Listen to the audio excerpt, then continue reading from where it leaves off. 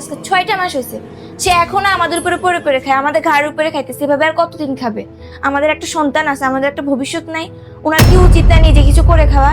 না, সে আমাদের উপর বসে বসে খাইতেছে। তার বিবেক বুদ্ধি বলতে কি কিছু আছে? আমি কিছু বললে তো জিনিসটা সাজে না। তুমিও তো কিছু বলো না, তোমারও কি একটু মাথায় আসে না যে তোমার ভাইকে কিছু বলা উচিত? আরে আস্তে কথা বলো, ভাই রুমে তুমি জানো না ভাইরা বিদেশ থেকে আসে, ব্যবসা বাণিজ্য, মায়ের খাইছে, কি হয়েছে না হয়েছে, চেষ্টা তো করতেছে নাকি? চেষ্টা করতেছে মানে? কি চেষ্টা করতেছে? একটা মানুষ যদি রিক্সাও চালায় তাও তো সে মাসে 30,000 টাকা কামাইতে পারে সর্বনিম্ন, কিন্তু সে তো সেটাও করতেছে না। নিজের গতরটা সে একটু লড়াইতেছে না, বসে বসে খাবে, আরামে আরামে খাবে উনি। আচ্ছা চুপ করো, আমি দেখতেছি ভাইয়াকে বুঝাই বলতেছি, দেখি কিছু কাজ টাজে লাগাই দেওয়া যায় কিনা। তুমি চুপ করো তো, শুনতে পাবে না পাগল।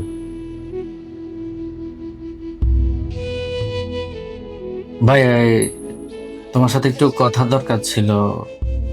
কি বলবি বল। বুঝতেছি না কিভাবে বলবো, তুমি বিষয়টা কিভাবে নিবা। বুঝোই তো, আসলে আমরা সংসারের মানুষ 3 জন, তুমি সহ 4 জন। তুমি বিদেশ থেকে আসছো, 6 মাসের মতো হয়েছে, তুমি ওইভাবে তেমন কিছু করতেছো না। আর আমিও তো জানো ছোটখাটো একটা ব্যবসা চালাই, দোকানদারি করি। আসলে সংসার চালাতে খুব কষ্ট হইতেছে আর কি। তুমিও কিছু করতে, যদি তুমি কিছু একটা করতে বা আলাদা একটু মানে ব্যবস্থা করে নিতে আর কি, তাহলে আমাদের জন্য, আমার বাচ্চার ভবিষ্যৎটা একটু নিশ্চিত হইতো আর কি। তো কি বলবো, তুমি তো বুঝতেছো না ব্যাপারগুলা। আসলে এটা আমি কখনো চিন্তা করি না। তোর বউ আছে, বাচ্চা আছে, তোদের গাড়ির উপরে বসে বসে আমি খাইতেছি। আমিও কি একটা বোকা? ঠিক আছে, আমি যে কোনো একটা ব্যবস্থা করে নিব। তুই টেনশন করিস না। তুই টেনশন করলে আমার কাছে খুব খারাপ লাগে। সারাদিন পরিশ্রম করে আসছস, যা এবার একটু রেস্ট নে। আচ্ছা ঠিক আছে ভাই, তুমি আবার বিষয় আমার কথাটা অন্যভাবে নিও না, একটু বুঝো তো। হ্যাঁ তো খাও, কেমন? আচ্ছা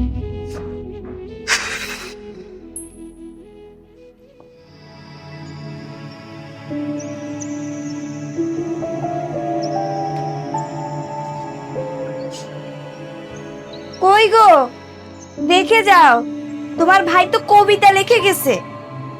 জামা কাপড়ে তো কিছু নাই ঘরে। কি হয়েছে দেখি। ভাই, তোর সুখী আমার সুখ। তুই ভালো থাকলে আমি ভালো। আমি চলে গেলাম, বউ আর বাচ্চার খেয়াল রাখিস। ভাইয়া মনে হয় আমাদের কষ্ট পেয়ে বাসা থেকে চলে গেছে। চুপ করো তো তুমি, নাটক করতেছে। আর যদি সত্যি যাই থাকে, ঠিক কাজ করছে, বলা গেছে, ভালো হয়েছে, সরো।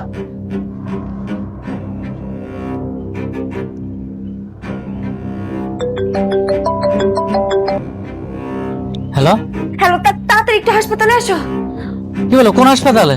ওই যে আউয়াল শিশু হাসপাতালে। মনিকে তাড়াতাড়ি এনে হাসপাতালে নিয়ে এসো, ও কেমন জানি করতেছিল, তো এই জন্য আমি ওকে তাড়াতাড়ি হাসপাতালে নিয়ে এসো। তুমি তাড়াতাড়ি এসো। আচ্ছা রাখো, আমি এক্ষুনি আসতেছি, এক্ষুনি আসতেছি।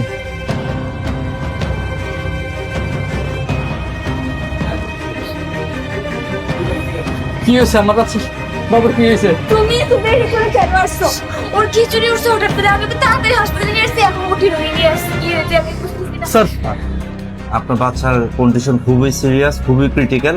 আপনার বাচ্চাকে বাঁচাতে হলে দ্রুত অপারেশন লাগবে। তো অপারেশন শুরু করেন না। অপারেশন বললে তো হলো না, অপারেশন বললে করতে হলে আপনার 4 থেকে 5 লক্ষ টাকা লাগবে। 5 লক্ষ? আর কাউন্টারে আপনি দ্রুত জমা দিলে আমরা অপারেশনের কাজ শুরু করে আচ্ছা ঠিক আছে, আমি ব্যবস্থা করছি স্যার, যেভাবে সম্ভব। আমার বাচ্চারা বাঁচাইতে হবে স্যার। বাঁচাতে হলে অপারেশন লাগবে। ঠিক আছে স্যার, আপনি ব্যবস্থা করুন স্যার। এখন ভাই, যেভাবে হোক আমার বাচ্চার কন্ডিশন খুব খারাপ। এই যে আওয়াল শিশু হাসপাতালে ভর্তি, যেভাবে হোক আমরা 2 লাখ টাকা একটু ম্যানেজ।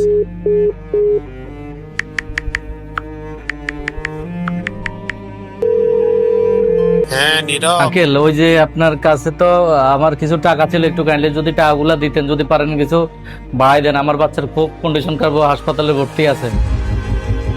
না না, আমার এই সপ্তাহে লাগে, আমি আগামী সপ্তাহে না, আমার আজকেই লাগবে।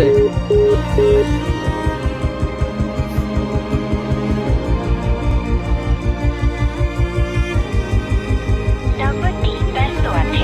The number is busy now. নাম্বারটি ব্যস্ত আছে। The number is busy now.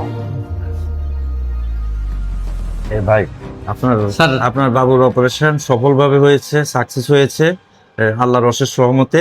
আপনার বাবু সুস্থ আছে এখন। আপনি চাইলে কেবিনে গিয়ে দেখা করতে কি পারেন। বলেন স্যার? আমি তো অপারেশনের এখন 1 টাকাও দিই নাই, কিভাবে অপারেশন হলো স্যার?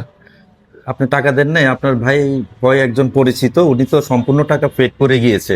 এই যে দেখেন উনি নেমে গিয়েছে, আমার ভাই আসছিল। আপনার ভাই এসেছে।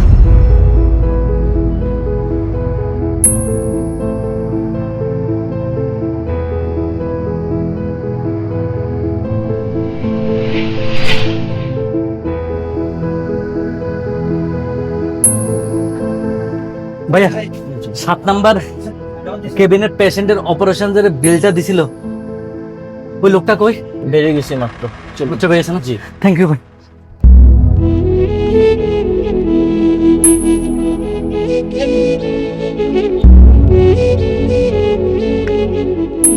ভাই ভাই আমার মাফ করে দেন ভাই। ভাই আমি আপনার সাথে অনেক অন্যায় করে ফেলছি ভাই, আপনি আমার মাফ করে দেন ভাই। তোর স্থান তো আমার পায় না, আমার বুক। ভাই আপনি না থাকলে ভাই আমার বাচ্চাটা আমি বাঁচাতে পারতাম না ভাই। আপনার সাথে অনেক অন্যায় করছি ভাই, আমার মাফ করে দিন ভাই, আমার মাফ করে দেন। তোর যখন 2 মাস তখন মা মারা যায়। ওকে আমি কোলে পিঠে করে মানুষ করতে আমার অনেক কষ্ট হয়। আমি কখনো নিজের সুখের কথা চিন্তা করিনি। তোর যখন 10 বছর তখন বাবা মারা যায়। আমি তোর সুখের কথা চিন্তা করে আমি নিজে বিয়েও করি নাই। তোর যখন 10 বছর তখন বাবা মারা যায়। আমি তোর সুখের কথা চিন্তা করে আমি বিয়ে পর্যন্ত করি নাই। আমাদের জমিটা বিক্রি করে আমি বিদেশে চলে যাই। বিদেশে গিয়ে আমি যত টাকা ইনকাম করেছি সবই তোকে আমি বাড়িতে পাঠাইছি, তোকে বিয়ে দিছি। আজকে তুই অনেক সুখে আসোস, কিন্তু আমি যখন শুনলাম তোর বাচ্চাটা অসুস্থ, আমার কাছে শেষ জমানো কিছু টাকা ছিল। আমি সেই টাকা দিয়ে তোর বাচ্চার চিকিৎসা করেছি। কিন্তু তুই তো একবারও জিজ্ঞাসা করস না আমাকে। তুই হয়তো জানোস না আমি বিদেশ থেকে কেন আসছি। আমার শেষ কিছু টাকা ছিল, আমার হাতে ব্লক ধরা গেছে। আমি বাংলাদেশে আসছি চিকিৎসা করানোর জন্য। কিন্তু আমি যখন শুনলাম তোর বাচ্চা হসপিটালে ভর্তি, চিকিৎসা করাতে 5 লক্ষ টাকা প্রয়োজন, আমি পরে সেই টাকাটা তোর বাচ্চা চিকিৎসার জন্য দিয়ে দিই। আমি না জেনে না শুনে আপনার সাথে কত অন্যায় করছি, কত অপমান করছি, আমার বউয়ের সাথে কত খারাপ আচরণ করছি। ভাই আমার মাফ করুন, চলেন আপনি বাসায় চলেন ভাই, আপনি বাসা চলেন, আমার বাসা চলেন।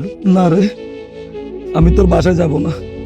ভাই প্লিজ ভাই। তোর সংসারে বউ আছে, তোর একটা বাচ্চা আছে, তোর ভবিষ্যৎ আছে। আমি আছি, আমি ভালো আছি, তুই ভালো থাক। আমি তোর ছায়া হয়ে সব সময় তোর সাথে আছি, তোর পাশে আছি। আমি তো তোর ভাই, তুই আমার জন্য কোনো টেনশন করিস না। যা, তুই বাসায় যা। ভাই ভাই আমার ভালো থাক। ভাই